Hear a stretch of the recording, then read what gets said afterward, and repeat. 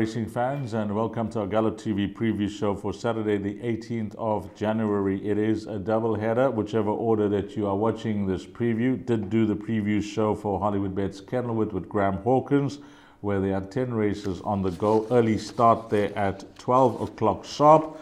But at the Big T, Turffontein, we will begin 20 minutes later, where we'll take 8 races from that center.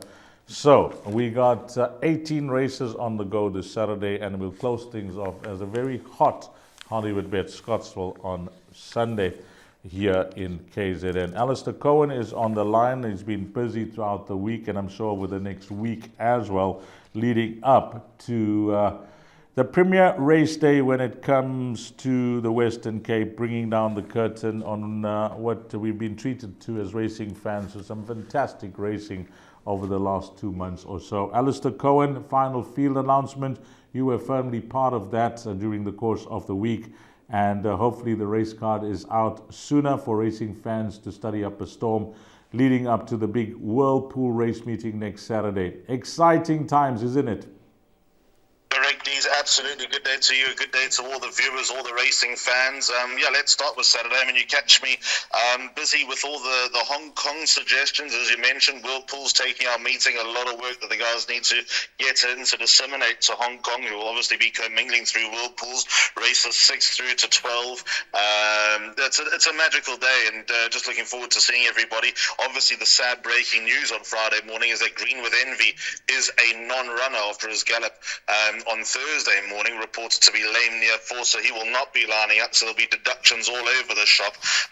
And I think many people probably went in with the idea that Green with Envy was probably one of the leading protagonists. Him, 8 and 18, Oriental Charm, possibly one or two others, maybe a few hoping that See It Again can bounce back. So, sad that Green with Envy won't be in, because, you would like the field to be as good, substantial, and as classy as possible.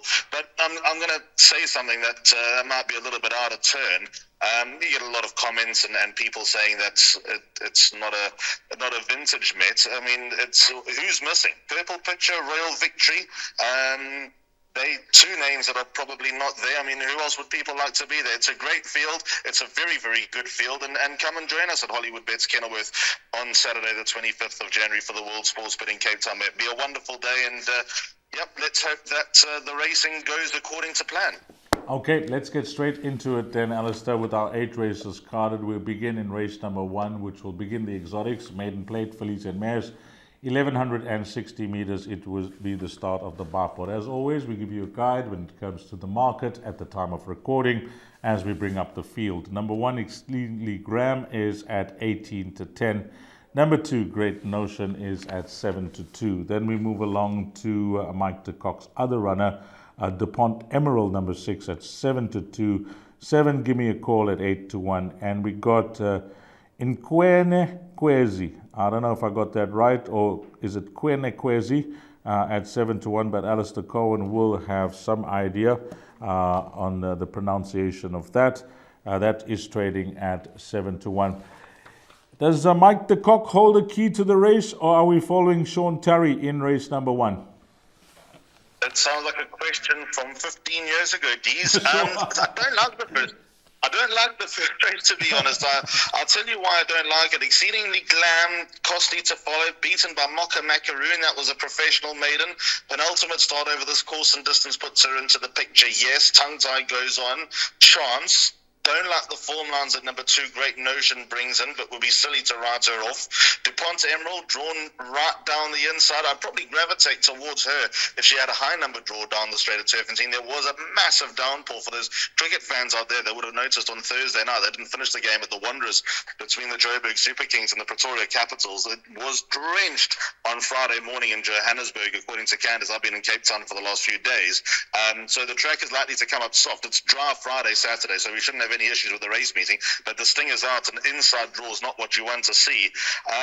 So the lightly raced horses 7 and 9, Give Me a Call and Quenquezi, the 2 horses that I'm going to put up. Have a look at Give Me a Call's debut only 12 days ago. That's another factor in that 12 days ago is as good as having a good gallop at home, whereas a lot of these horses would have missed quite a bit of crucial work over the last month or so. Give Me a Call had a run under the belt, ran behind Pretty Precious, ran into all sorts of trouble and did her best work at the late. It shows a 400 to finish in 24.8, but I don't think the 400 to finish is where we can judge her. I think we've got to judge her on the 200 to finish.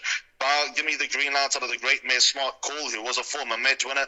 I think number 7, Give Me a Call, probably has a good opportunity here, Dees. And I think number 9, Quinquezi, for the same reason.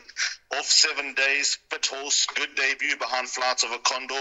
I think the second horse, Desert Cloud, will win very, very soon.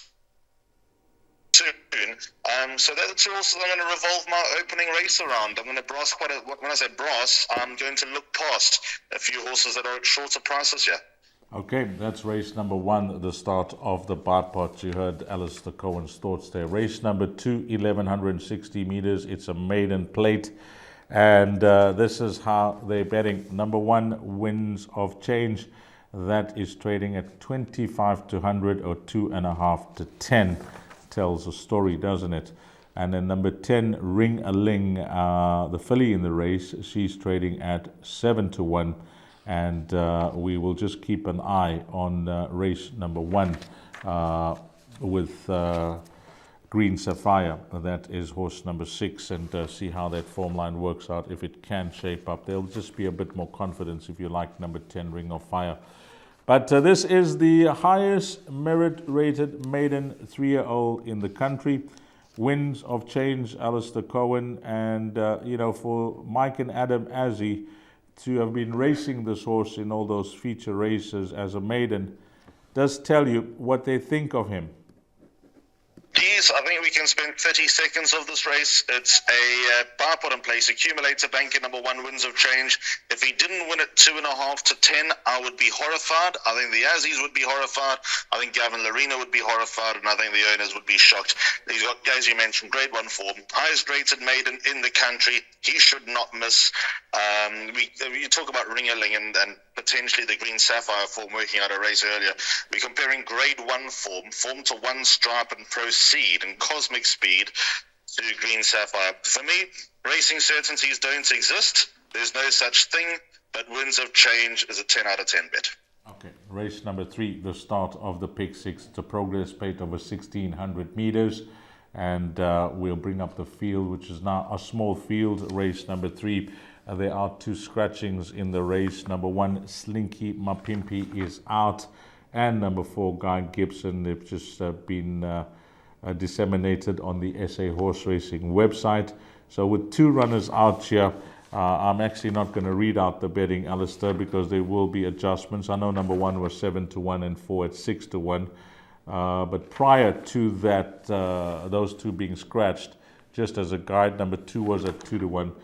3 was at 2 to 1. They were joint, and 5 at 11 to 2 and 6 at 4 to 1.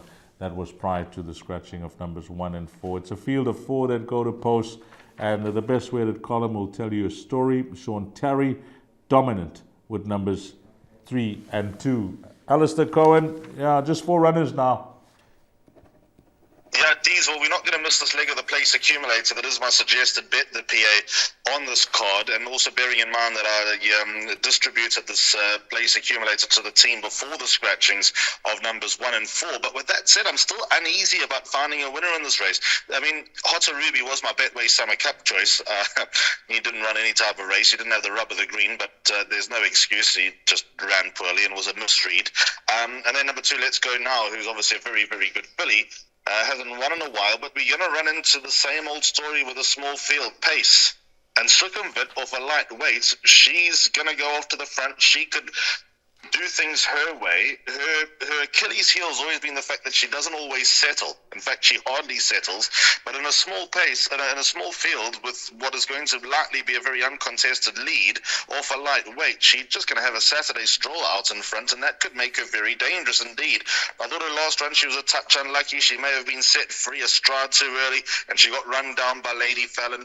It was a good effort. The tongue tie didn't stop the fact that she still owed over-raced. I suppose that's probably a trait that she's going to carry for most of her career. But off a lightweight, and also judging by the best weighted column, she's not got her legs tied up, this number 6 Sukhumvit. She could be a very, very dangerous filly indeed. We've read this book many times before. The Tarry horses are obviously the class packages, and as mentioned in the PA, I've got numbers 2 and 3. Let's Go Now and Hotter Ruby. As far as the PA is concerned, that's now totally academic in this leg, because we know that we can ring up the second leg, which is a bit of a blow because we're not going to make too much ground. But these, I honestly can't put a pen through any of these. I think that Forerunners coming with a chance. Parisian Walkway's always held in high regard. He's been gelded now. There might be a bit of life to come from him. I like the run in the Dingons to Quid Pro Quo. He's not a bad horse, the Parisian Walkway. And, like I said, gun to the head, I'll go with number 6 Sukhumvit as my top choice, just because of the small field and the fact that she's going to have things her own way. Well, I can see your thought process, because as you mentioned, 2 Let's Go Now, it's just been over a year since she's last won. Hotter Ruby, he was tested as a 3-year-old, and maybe this could be the right race to bring his confidence back. So it is a race where place accumulator, you should be A for away with the Tarry runners, but to have a strike on the head, well, you're going to have to be the judge there in race number 3. But Sukhumvit going to be the play for Alistair Cohen as the value in the first leg of the Pick 6. Jackpot 1 begins in race number 4, merit rated 80 handicap over 1600 meters. Number 1, Kutsop is at 5-1, 2 Dark Silver at 7-1. Form update for number 4, Haslo Grande, ran 6-8 lengths behind Silvano's Song.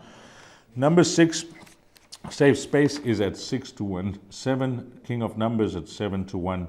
And then you're going to have to tell us what you made of the debut from Spumante Dolce, the filly in the race, 3-year-old with Raymond Danielson up, having won first up when she was fancied, and we know how well bred she is, and that form line has worked out as well.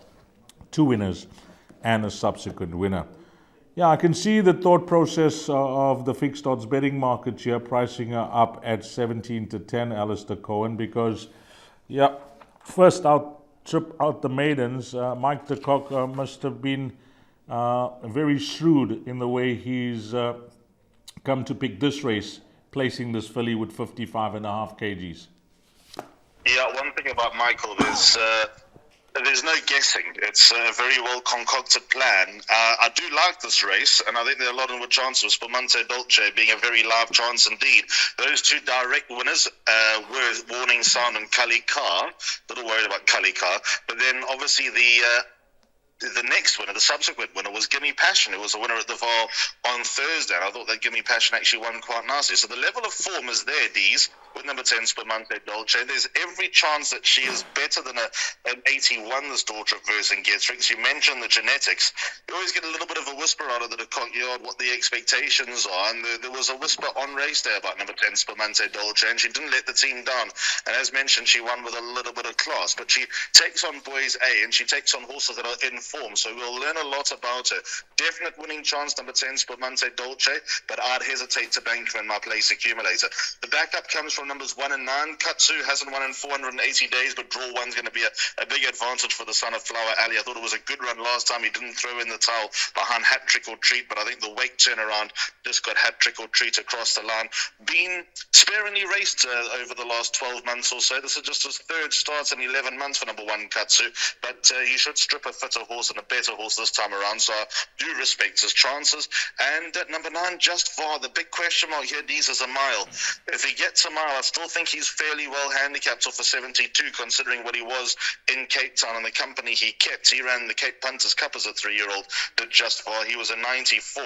He's languishing at a 72, gets a 1.5 kilo claim. It's just whether he's got the legs to get home over a mile. So that's my question mark, and that's my tick in the box. So 1, 9, and 10 in order of preference, 10, 1, and 9.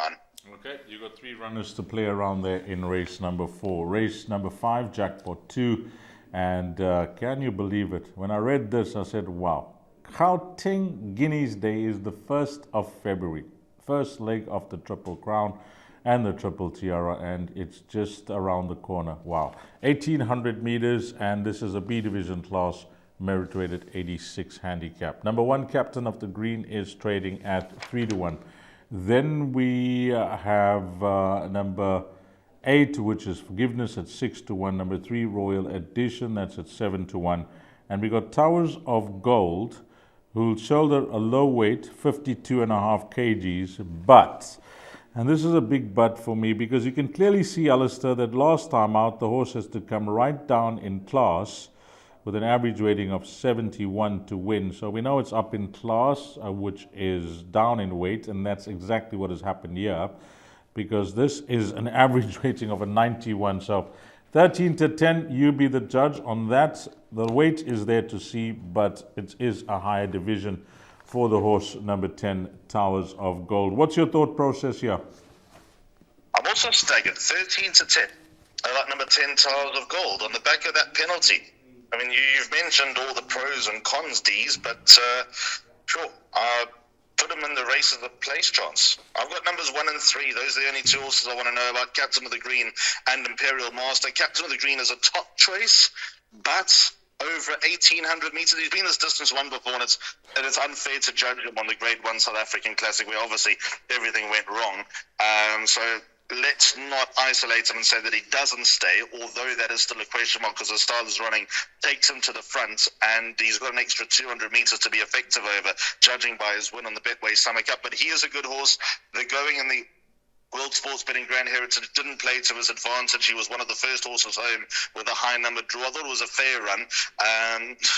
I thought it was perhaps a tad underwhelming for number 1, Captain of the Green, but still not disgraced. And I think if anyone's going to get him to get home over the 1,800 metres, it is the man on board, Pierce Stratham. Fabian Habit, 1 runner, 1 winner at the Val on Thursday for Fabian. And there'll be absolutely no surprises if Captain of the Green were to get the job done. Fabian only comes to Turffontein with 2 runners, which is obviously a little bit less than what is the norm. Number 3, Imperial Master, I do make a player. This is probably well within his wheelhouse, 2,000 metres, probably his game. Jeffrey Saister rides him well. Stuart Pettigrew didn't have a great day on Thursday at the Val, but we know that he'll bounce back. He's always trading at a very high wouldn't play strike rate, so can't keep a good man down. Consistent horse with a good turn of foot. If they go a good pace, which is very likely, the number 3 Imperial Master will be dangerous. If he doesn't win, I think he'll be there and thereabouts. 8 Forgiveness, I think, is having another tilt next Sunday in a minor feature, so that might be the target for her. The Gavin Arena down to 55.5 does make your ears prick. And then only I put number 10, Towers of Gold. So that's how I read the race. 1 and 3 for me in the PA. I'd chuck number 8 into the pick 6. Just to give a refresh on number 1, Captain of the Green, I remember doing the preview show with you prior to that race being moved because it was carded for that Saturday, and we know what happened. But I did give you a list of reasons as to why I thought it was the wrong race for the horse, Captain of the Green. And it was nice that they had a go with Fabian's success at the Val, but that with given the fact that the draw was also against him, but I really thought that it was the wrong race for him. I think 1,800 meters, no issue. Back with Pierce Stratham up. The word is that the horse took his last run well, and I'm still going to say he's very capable of achieving that 3-figure mark when it comes to his rating. So let's see how he goes on Saturday. But there is some confidence coming through from the Fabian Habib camp when it comes to racing this Saturday with number 1, Captain of the Green. Then we're on to race number 6 over 1,160 meters. It's a fillies and mares 78 handicap. And this race, well, the one thing that clearly noticeable for me, and I can see his thought process. Trevor Reed tips in the computer form for this show. And he's tipped a horse that's at any price. At the time of recording, 20 to 1, Juniper Green. But let's get to that shortly. Number 1, Kings again, is at 4 to 1. Then we have number 5, Green Sapphire. We'll see how that form line pans out earlier on today, because there are a few horses that will be following, representing this form line earlier on the card, 28 to 10. Number 6, One Party, is at 6 to 1. 7, Pretty Precious, at 7 to 1. Number 9, Take Your Place, at 33 to 10. And then one can say that the computer form's tip here, Trevor Reed's the man. He's possibly gone with the rating drop, if anything, because he'll take a stance and say, well, maybe the horse needed its first start up in Gauteng. But the rating drop is what will grab your attention now of a low 68 from the highs of being an 83. And, he's taking a fly here with the horse coming on with Fabian. But the word from the yard, I mentioned to you last time out, will definitely need the run, and whatever happens will improve.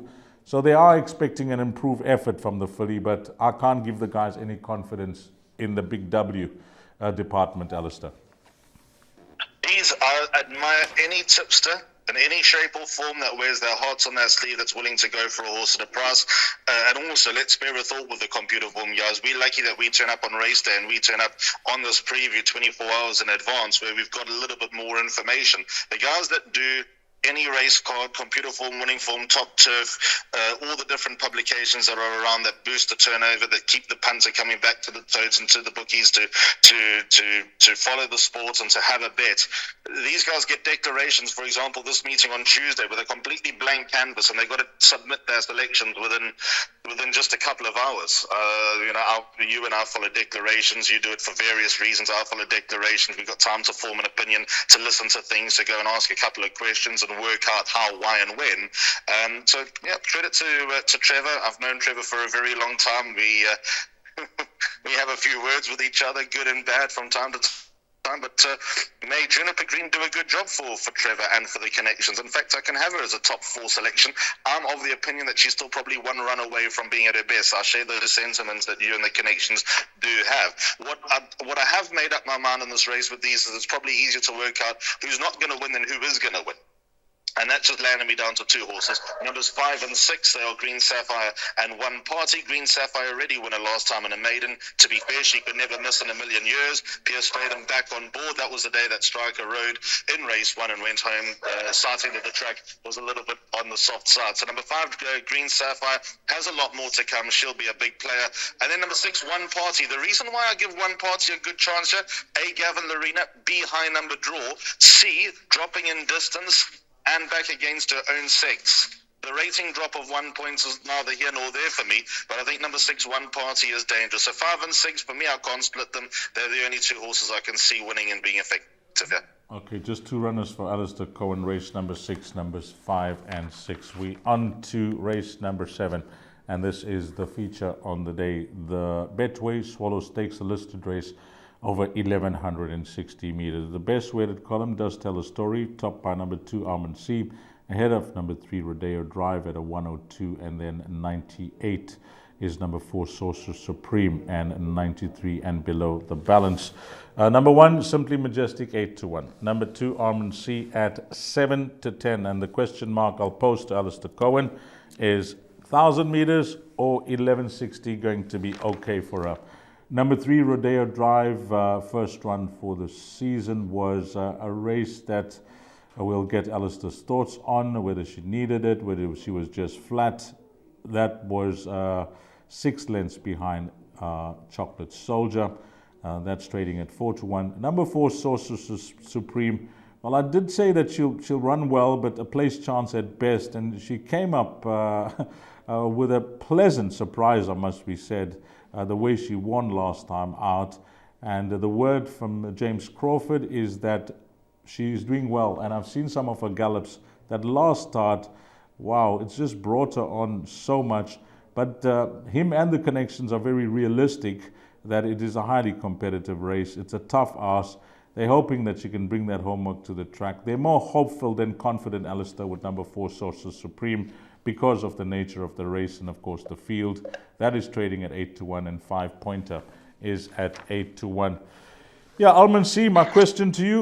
1,000 meters, obviously more effective, better, but what you make of her going this 1160, because she has been over the distance before, which was obviously the nursery, where we're not saying she runs badly, but we're saying, is she less effective once she goes beyond 5 furlongs?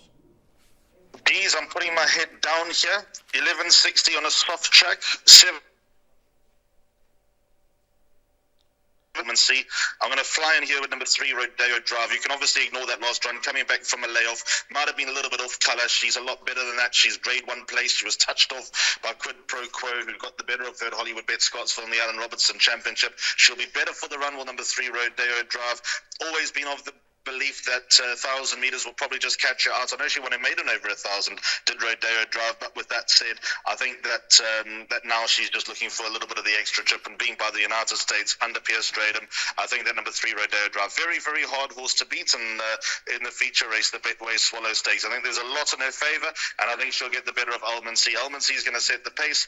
Rodeo Drive is going to get a pace to aim at, and I think that's going to make her very dangerous indeed. So bank at number 3 for me in all bets. There we go. Okay, 4-1 at the time of recording. That's what we like to hear. And after this show, as we've come to know in the past, if it's tipped at generous odds that are, recorded whilst we do the show, which is anti-post, then it very seldom stays at those odds. 4-1, get on. Number 3, Rodeo Drive. That's not going to last. We close things off in race number 8. And this is over 1,000 meters. We bring up the field now, Alistair. I'm hoping that you found this horse. Please, I'm hoping you found this. Okay, number 2 is trading at 7-2. Number 6 at 8-1. Number 7, Virgin River, is at 28-10. We then go on to horse number 8, which is Bemenes, at 28-10. The runner that I've taken down here, Alistair, is a 25-1 shot, which comes up now. Yep, thank you so much. Oof, Alistair, there are horses that will come along that we've been following. We just give them a mention.